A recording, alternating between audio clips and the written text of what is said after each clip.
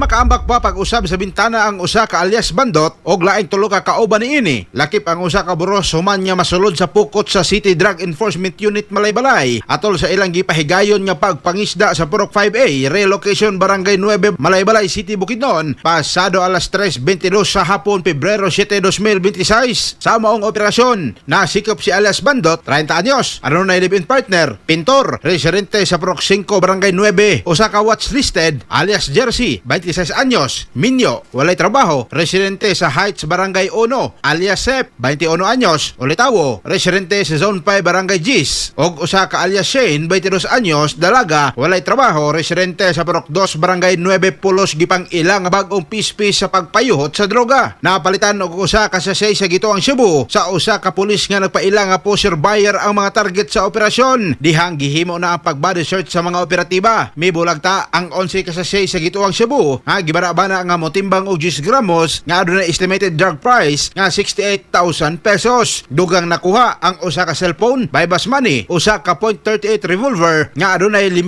ka bala ug uban pang drug paraphernalias. Kaya hinumduman nga si alias Bandot nakaambak kini sa bintana sa unang operasyon sa kapulisan niadtong Nobyembre 27, 2025 og nakuha sa maong operasyon iyang kaipon og laing duha ka kauban. Sa karon sulod sa BJMP, Malaybalay magselebrar sa ilang Valentine's Day o mga dinakpan human pasakaan og kasong paglapas sa RA 9165 kung pagpayuhot sa illegal nga droga og RA 10591 kung paghupot og illegal nga armas. Mga katropa, kape ba nga healthy imong gipangita? Mag Santon Plus Coffee Mix ka na. Alang sa nakahiusang Pilipino para sa Pilipinas, katropang Rostom Villafranca, XFM News.